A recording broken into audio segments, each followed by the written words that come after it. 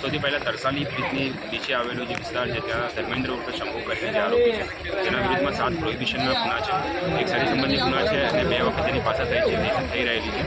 તેનું મકાન તેની 4 અલગ અલગ ઝૂંપડીઓ તોડી પાડવામાં આવી છે. ત્યારબાદ ગાગરેટીયા વિસ્તારમાં વિપુલ પંચાલ કરીને જે બુટલેગર છે તેના વિરુદ્ધમાં 11 જેટલા પ્રોહિબિશનના ગુનાઓ નોંધાયેલા છે, 2 જેટલા શરીર સંબંધી ગુનાઓ નોંધાયેલા છે અને 2 વખત પાસા થઈ ગઈ છે.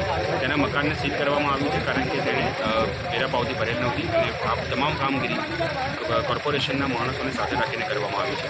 આ સિવાય તેના ગાગરેટીયા વિસ્તારમાં એક ગોવિંદ સિકલીગર કરીને જે વ્યક્તિ છે તે અત્યારે હાલમાં વોન્ટેડ છે અને તેના વિરુદ્ધમાં 3 ગુનાઓ નોંધવામાં આવેલા છે.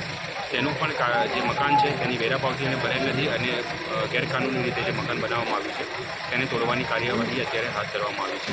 આ તમામ કાર્યવાહીમાં કોર્પોરેશનના માણસો અને જીઈબીને પણ સંડો સાથે રાખીને ધ્યાન તોડીને તેમની પાસેથી પણ યોગ્ય પુરાવા લઈને કાનૂની રીતે શું પણ કરી શકીએ તે કાર્યવાહી પોલીસ દ્વારા કરવામાં આવશે. અત્યારે આ કામગીરી ચાલુ જ છે. તમામ પોલીસ સ્ટેશનથી આ યાદી તૈયાર કરવામાં આવી રહી છે અને જેમ જેમ યોગ્ય પુરાવા સામે આવશે કોર્પોરેશન પાસેથી પણ અમે પુરાવા એકઠા કરી રહ્યા છીએ, જીઈબી પાસેથી પુરાવા એકઠા કરી રહ્યા છીએ અને પોલીસ પાસે અન્ય જે પુરાવા છે તેના આધારે જે અમે લિસ્ટ બનાવી રહ્યા છીએ અને તેના આધારે અમે આગળ જેટલી પણ કાનૂની રીતે જેટલી પણ અમે કરી શકીશું તે રીતે યોગ્ય કાર્યવાહી કરીશું અને એમાં કોઈ પણ અન્ય વ્યક્તિને કોઈ તકલીફ ન પડે તેનું પણ પોલીસ તરફથી અને કોર્પોરેશન તરફથી ધ્યાન આપવામાં આવી રહ્યું છે.